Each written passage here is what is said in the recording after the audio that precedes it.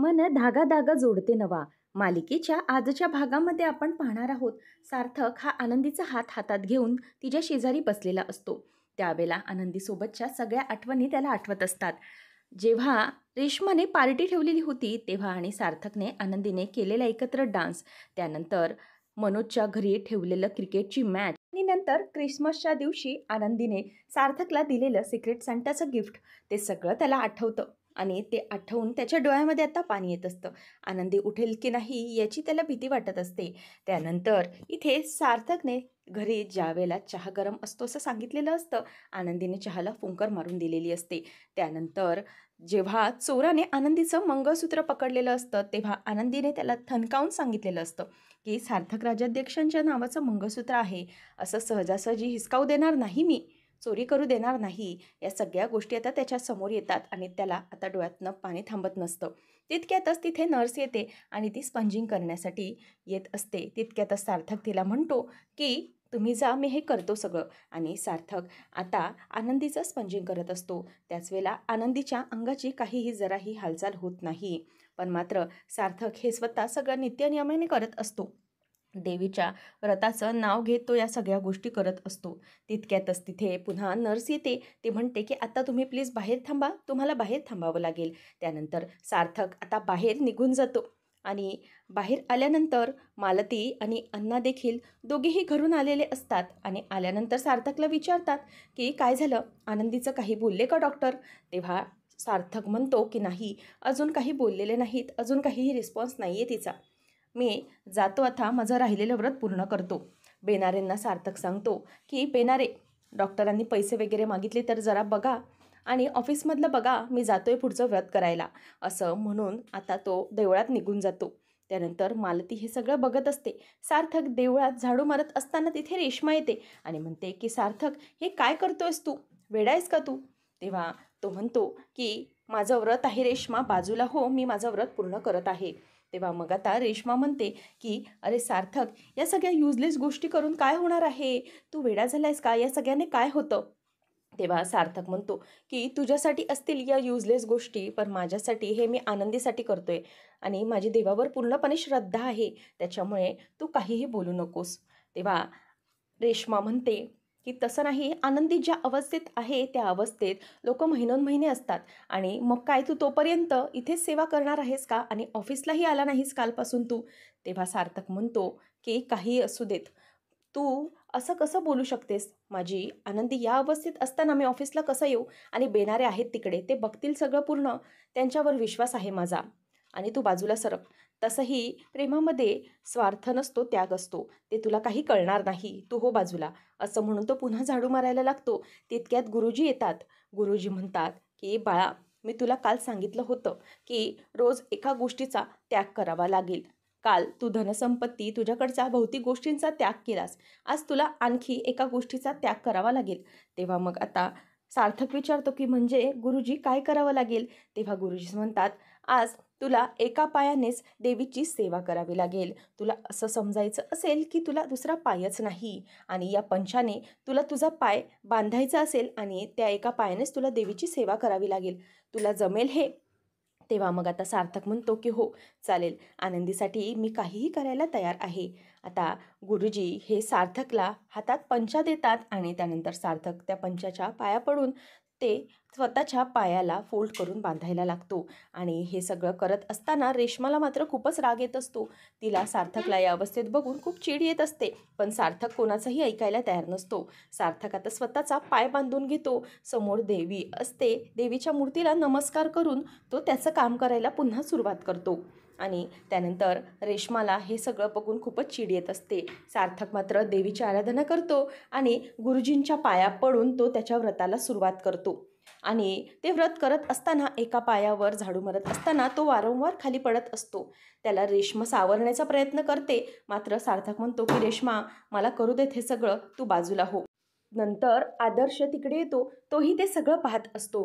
रेश्मा आदर्शला म्हणते की हे सार्थक काय करतोय, मला हे सगळं बघवत नाहीये.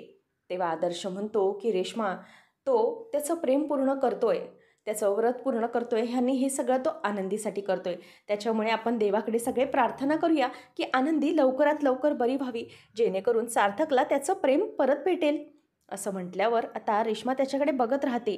गुरुजी सार्थकला बघतात आणि देवीला हात जोडून म्हणतात की देवी आई, अजून किती काळ या मुलाची परीक्षा बघणार आहेस तू. तितक्यात सिस्टर ही आनंदीला चेक करत असताना आनंदीच्या हातांची हालचाल होते.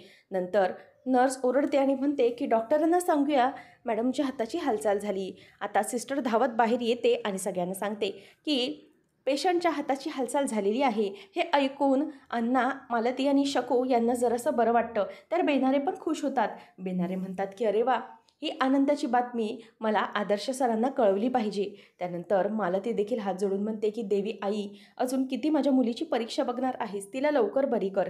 तितक्यातच आता सिस्टर ही डॉक्टरला बोलवण्यासाठी म्हणून जाते आणि आनंदीच्या सगळ्या गोष्टी चेक करायला लागते.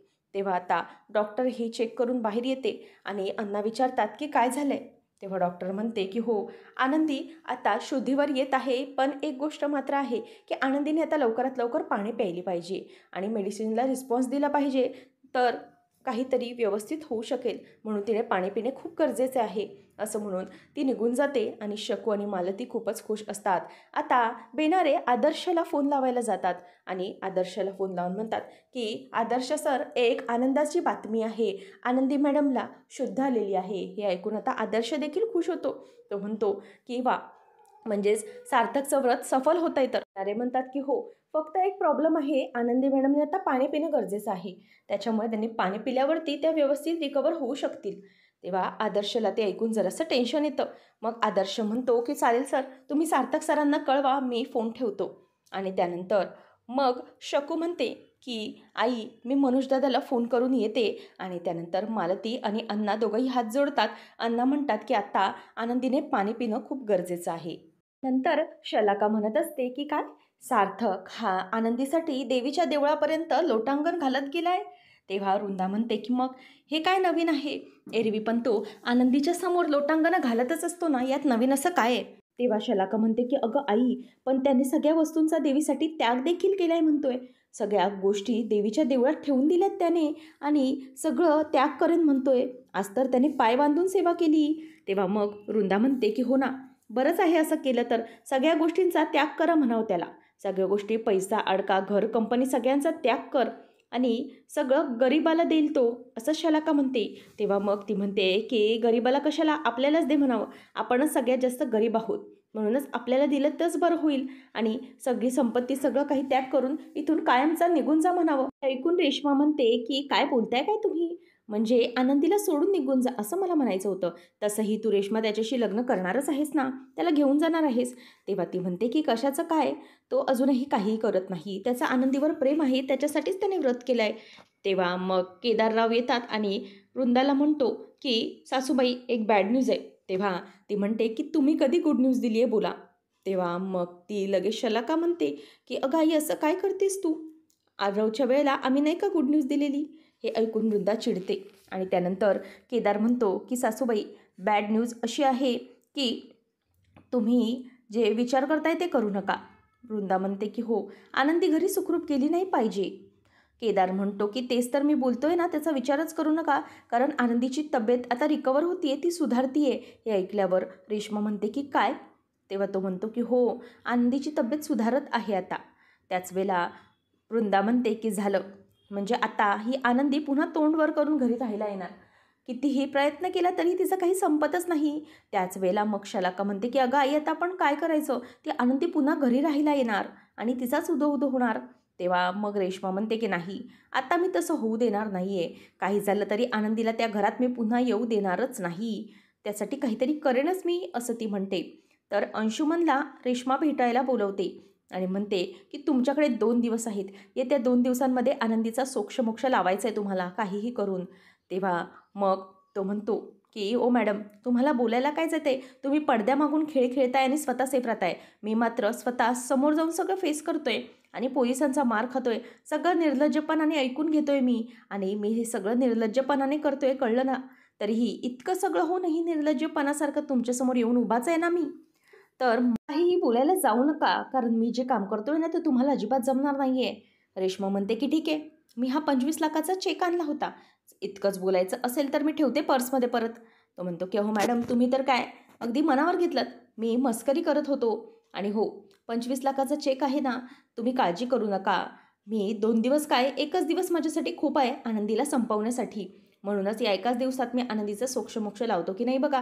मी मात्र या हा आनंदीच्या फोटोला भावपूर्ण श्रद्धांजली व्हायला, असं म्हणून ती हसते. तो निघून जातो. सार्थक देवीच्या देवळात हात जोडत असतो तितक्यात आदर्श येतो आणि म्हणतो की डार्लिंग, तुझी प्रार्थना सफल झाली. आनंदीने हातांची हालचाल केली, तू शुद्धीवर आली. हे ऐकून सार्थक खूपच खुश होतो. सार्थक आता म्हणतो की खरंच हे सगळं केलंय. देवी आई, तुझे खूप उपकार झाले ग माझ्यावर. तू हे सगळं माझ्यासाठी केलंस. तेव्हा आदर्श म्हणतो की एक प्रॉब्लेम आहे, पण आनंदीने पाणी नाही प्यायली अजून. तिने पाणी प्यायला हवंय. तेव्हा मग सार्थक हा देवीकडे हात जोडून म्हणतो की देवी, तू माझ्यासाठी खरंच खूप केलंस. माझ्या हाकेला तू धावून आलंस. माझ्या आनंदीला शुद्धीवर आणलंस. आता एकच कर, माझी आनंदी लवकरात लवकर पाणी पिऊ दे. आणि हो भाई, जोपर्यंत माझी आनंदी पाणी पिणार नाही ना, तोपर्यंत मीही पाण्याचा घोट घेणार नाही. आदर्श म्हणतो की अरे सार्थक, हे काय बोलतोयस तू. मात्र सार्थक ऐकत नाही. तो निघून जातो. त्यानंतर सार्थक निघून गेल्यानंतर आदर्श देवीकडे बघायला लागतो आणि देवीला हात जोडून म्हणतो की देवी आई, हे कोणतं संकट माझ्या सार्थकवर आणलेलं आहेस. प्लीज त्याला लांब कर. लवकरात लवकर आनंदीला पाणी पिऊ दे आणि सार्थकची परीक्षा पूर्ण होऊ दे, असं म्हणून तो हात जोडतो. नंतर इथे सगळेजण आनंदीला पाणी पाजण्याचा प्रयत्न करत असतात. आनंदीला मालती चमच्याने पाणी भरवत असते, मात्र तिचं पाणी तोंडातनं खाली पडत असतं. शकू पण म्हणत असते की प्लीज गा आनंदीताई, पाणी पी ना. मालती पण म्हणते की बाळा, हा चिवचा काऊचा घास, तरी तिच्या तोंडातनं पाणी सांडतं. हे बघून मालतीला वाईट वाटतं. ती निघून जाते. सार्थक देवीची सेवा करत असताना तिथे मीडियावाले येतात आणि म्हणतात की हे आहेत सार्थक राज्याध्यक्ष कंपनीचे मालक, स्वतः इथे देवीची सेवा करत आहेत. त्यांच्या बायकोची प्रकृती ठीक नाही, म्हणून ते स्वतः इथे एका पायाने सेवा करत आहेत. त्यांनी पाण्याचाही त्याग केलाय आणि अन्नाचाही. आणि तुम्हाला सर काय म्हणायचं आहे हे विचारण्यासाठी मीडियावाले येतात. तेव्हा आदर्श येतो आणि म्हणतो की प्लीज तुम्ही सगळे बाजूला व्हा, सगळे बाजूला व्हा, त्यांना त्रास देऊ नका. तेव्हा मग मीडियावाले म्हणतात की सर, आम्हाला तुम्ही सांगा हे सगळं काय आहे ते. तितक्यातच आदर्श काही बोलणार, सार्थक तिथे खाली कोसळून पडतो. त्याला चक्कर आलेली असते.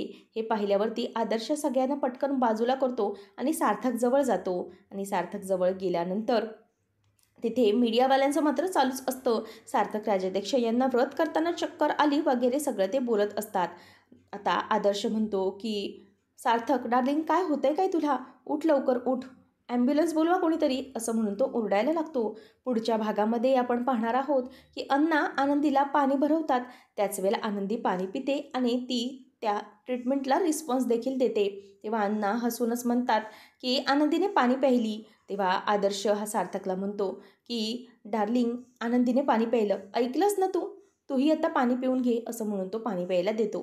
त्यानंतर हॉस्पिटलमध्ये येऊन सार्थक आनंदीला म्हणतो की काय, इथे लाईट्समध्ये बरी झोप लागली तुम्हाला. आणि हे ऐकल्यावर आनंदीला हसायला येतं. आनंदी आता पूर्णपणे शुद्धीवर आलेली असते आणि सार्थक देखील खुश असतो. असेच अपडेट्स पाहत राहण्यासाठी आताच आपल्या चॅनलला सबस्क्राईब नक्की करा.